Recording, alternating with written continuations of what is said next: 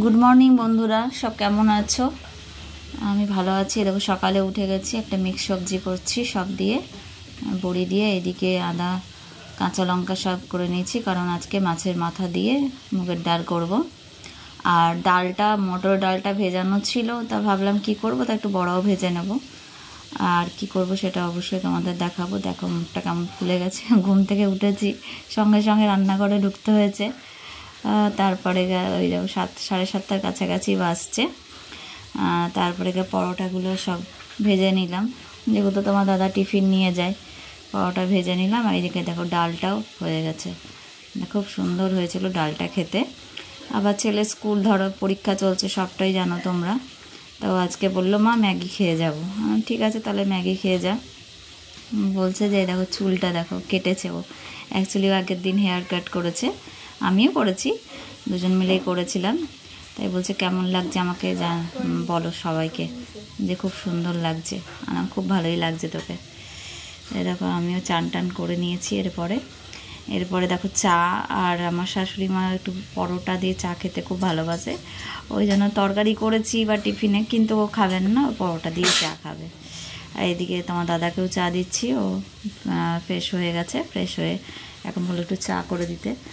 ঠিক আছে। চা করতে গিয়ে আবার চাটা পড়েও গেছে, সাঁড়াশিটা একটু নড়নড়ে আছে, ওই জন্যই। ছেলেকে স্কুল থেকে নিয়ে চলে এসেছি, 12টার মধ্যে স্কুল ছুটি। এই দেখো বড়া ভাজা করেছিলাম, মটর ডালের বড়া, পেঁয়াজ দিয়ে মিক্স সবজি, ওটাই তোমার দাদাকে টিফিনে দিয়েছিলাম পরোটার সাথে। আর এইদিকে হচ্ছে মাংস ছিল, মাটনটা ছিল 1 পিস মতন। আর কিচ্ছু করবো না, তাহলে ডিমের অমলেট করে নিই, ডাল, আর এদিকে বড়া ভাজা আছে, মিক্স সবজি আছে, এতেই হয়ে যাবে, আর কিছু দরকার নাই। তারপরে ছেলে, আমি বললাম চল খেতে বসে পড়, কারণ খেয়ে নেওয়ার পরে একটু পড়তে বসতে হবে, পরীক্ষা চলছে যেহেতু।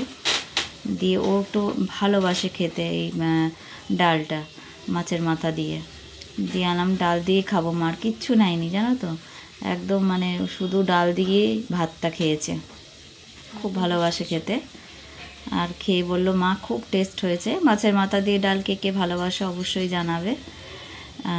অনেকেই ভালোবাসে, আবার অনেকে খেতে চায় না, কিন্তু আমাদের বাড়িতে সবাই ভালোবাসি আমরা, ওই জন্যই মাঝে মধ্যে করি। আর তারপরে আমি বললাম ঠিক আছে, তা তোকে খাইয়ে আমি খেয়ে নেবো। আর ও আমাকে ছাড়া একদম খেতে চায় না, মানে আমাকে একটু খাইয়ে দিতেই হবে ওকে। তারপর পড়তে বসে গেছে, বিকেল হয়ে গেছে, ও একদম পড়তে বসতে চাইছে না, কারণ পরীক্ষা সবার শেষ হয়ে গেছে, পুজো চলে এসছে। ওর কি ইচ্ছা হয় বলো, বাচ্চা মানুষ, ওদেরও তো ইচ্ছা হয় একটু পুজোর আগে একটু মজা করি, কিন্তু উপায় নেই, কি করবে বলো। এবার রাত্রিবেলাতে আর কিছুই করিনি, সবই ছিল, একটু আলু সেদ্ধ মাখলাম শুকনো লঙ্কা দিয়ে, আর আমি একটু 2টো রুটি বাইরে থেকে আনিয়ে নিয়েছিলাম। ওরা ভাত খেলো, ভাত, ডাল, ডিমের অমলেট আবার করলাম তোমার দাদার জন্য। তারপরে আলু সেদ্ধটাকে মাখিয়ে দিলাম, ওতেই ওদের খাওয়া হয়ে গেল। কেমন লাগলো অবশ্যই জানাবে ব্লগটা।